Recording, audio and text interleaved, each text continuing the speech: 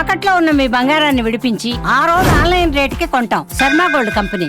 భారత క్రికెట్ తరపున తొలి వన్డే మ్యాచ్ల తొలి బంతి వేసిన క్రికెట్ దిగ్గజం హైదరాబాద్ ఆటగాడు సయ్యద్ అబీద్ అలీ కన్నుమూశారు. భారత క్రికెట్ జట్టుకు 29 టెస్టుల్లో ప్రాతినిధ్యం వహించారు. క్రికెట్ కెరియర్ ముగిశాక అమెరికాలోని కాలిఫోర్నియాలో స్థిరపడ్డ అబీద్ నిన్న అనారోగ్యంతో మృతి చెందినట్లు ఆయన బంధువులు సామాజిక మాధ్యమం ద్వారా వెల్లడించారు. ప్రస్తుతం అబీద్ వయసు 83 ఏళ్లు కాగా 1967-74 మధ్య కాలంలో భారత జట్టుకు ప్రాతినిధ్యం వహించారు.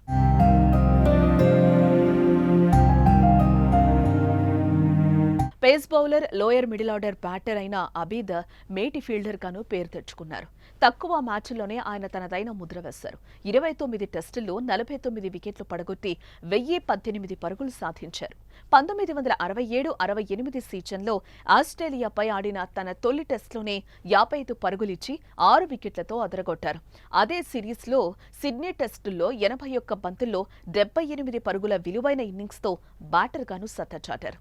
1975లో తొలి వన్డే ప్రపంచ కప్లో న్యూజిలాండ్పై అబీద్ 7వ స్థానంలో ఆడుతూ సాధించిన 70 పరుగుల ఇన్నింగ్స్ కూడా ప్రశంసలు అందుకుంది. వన్డేలో 5 మ్యాచ్లాడి 93 పరుగులు చేసిన ఆయన ఈ ఫార్మాట్ ఊపందుకుంటున్న సమయంలోనే ఉన్నట్లుండి రిటైర్ అయిపోయారు. 20 ఏళ్లు ఆలస్యంగా పుట్టుంటే అబీద్ మేటి వన్డే క్రికెటర్గా పేరు తెచ్చుకునేవారన్నది ఆ తరం క్రికెట్ అభిమానులు చర్చించుకునేవారంటే అర్థం చేసుకోవచ్చు ఆయన ఆట తీరేంటో.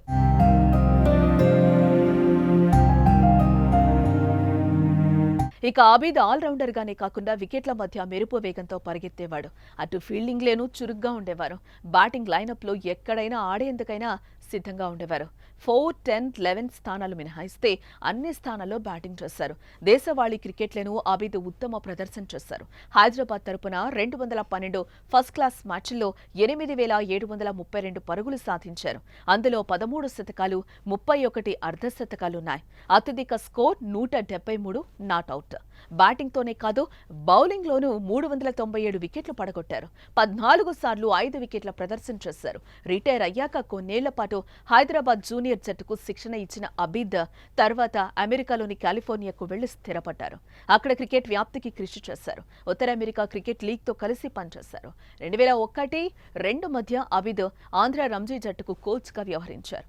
అప్పుడు వరుస ఓటములతో ఉన్న ఆంధ్ర జట్టును సౌత్ జోన్ ఛాంపియన్గా నిలిపారు. ఆ సీజన్లో లీగ్ దశలో ఎంఎస్కే కెప్టెన్సీలో ఆంధ్ర జట్టు 5-5 మ్యాచ్ల్లో విజయం సాధించి నాకౌట్కు అర్హత సాధించింది. ఇలా క్రికెట్ ప్రపంచంలో అనేక మైలురాళ్లు సాధించిన అబీద్ మృతి పట్ల పలువురు భారత క్రికెటర్లు సంతాపం ప్రకటించారు.